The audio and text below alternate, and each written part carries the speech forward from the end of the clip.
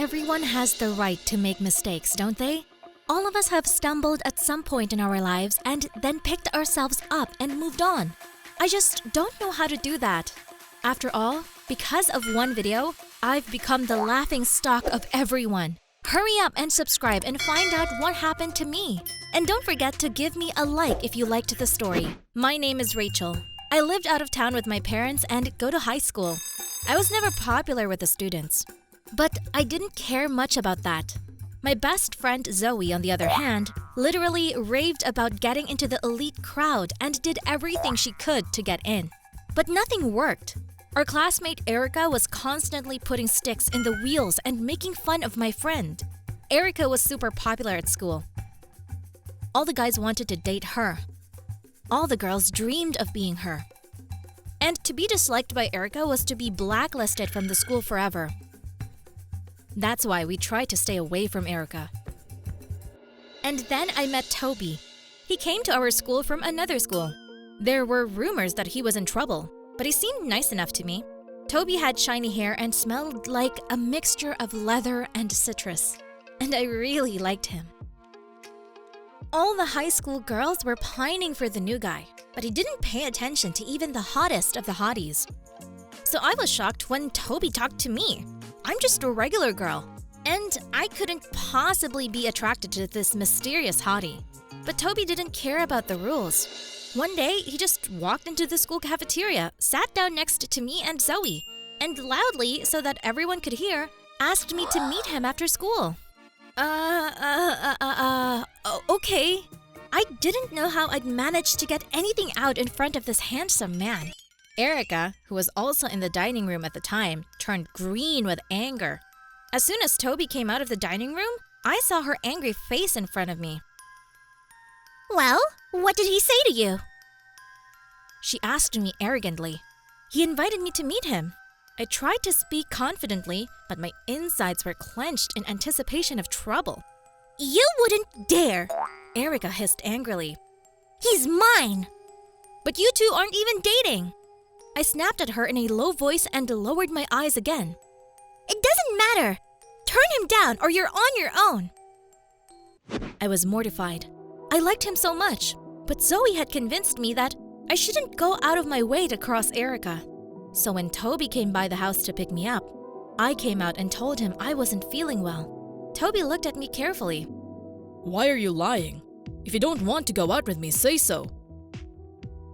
I couldn't take it anymore, and I told him all about Erica and her threats. I don't care what some Erica thinks. I want to go on a date with you. How's that? Toby gave me a look that I couldn't resist. We started dating. Of course, Erica immediately turned everyone against me. School was getting unbearable. Zoe started avoiding me too, for fear of getting in Erica's way. And I was so hurt. Toby was always there to protect me from the world. One day we went to Erica's party. I wasn't invited, of course, but Toby was allowed everywhere. He talked me into it, and we went.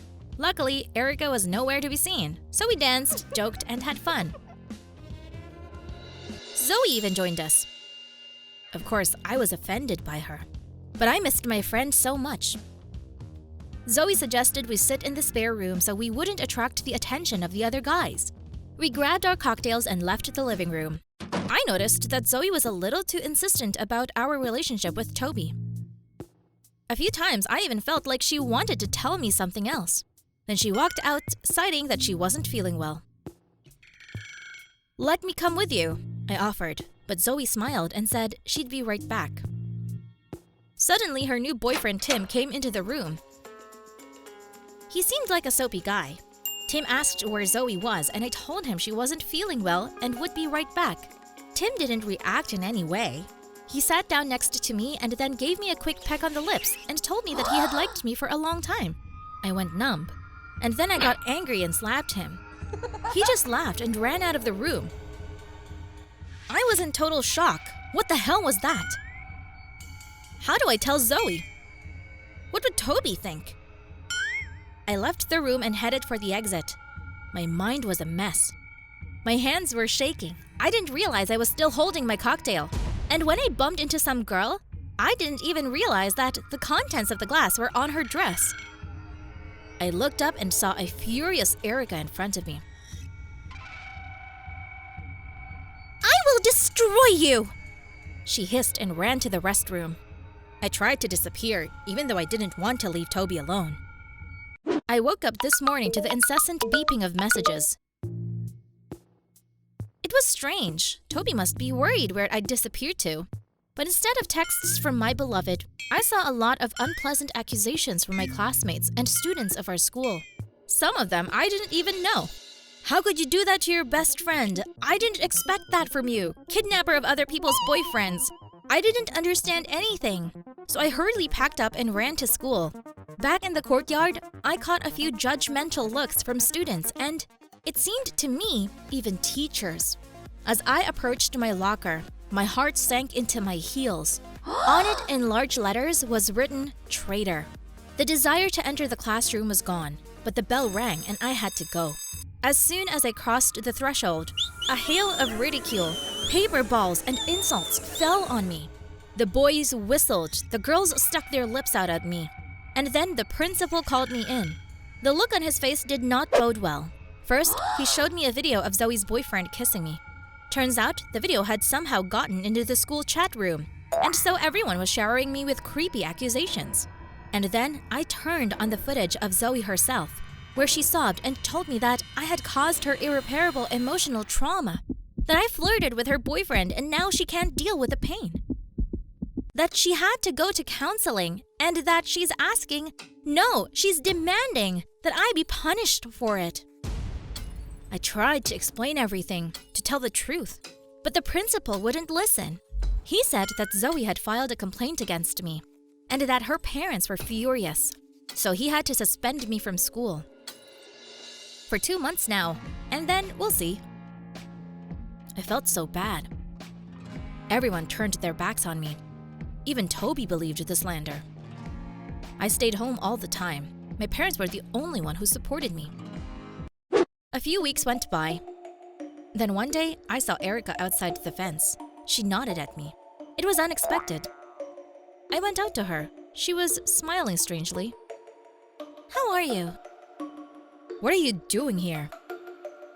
Watching you suffer and enjoying it. By the way, Toby and I are going to the movies right now. With Toby? Yeah, after a scandal like that, he needs to repair his reputation. I've kindly offered to help him. I tilted my head, and Erica smiled arrogantly. Do you want to know the truth? I'm the one who set the whole thing up. I put Zoe up to it. You're lying. Zoe wouldn't do that. I'm not lying. Erica laughed, handed me her phone, and I saw the correspondence. Erica promised to accept Zoe into the company, and even throw a party in her honor if Zoe recorded that video. I handed over the phone and settled to the ground. Now you know that your friend chose. She even got her boyfriend to do it.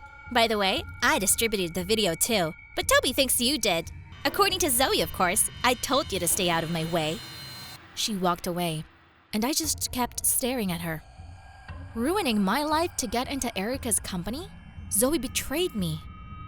I was such a fool. I cried all night, and then I told my mom. She calmed down and said we would find a way to expose Erica. My mom is friends with several of my classmates' moms, and they told her that their daughters were also suffering from Erica's shenanigans. But no one wanted conflict, so the girls just kept quiet. But I started collecting evidence, talking to the girls. And there would come a time when I would go to the principal with irrefutable evidence, and then Erica would not be able to get away with it. Toby and Zoe no longer exist for me. They've made their choice. And remember, no one has the right to humiliate you. You don't have to be silent. You have to act, fight back, and put such abusers in their place. If you had similar cases in your life, write. Let's chat in the comments.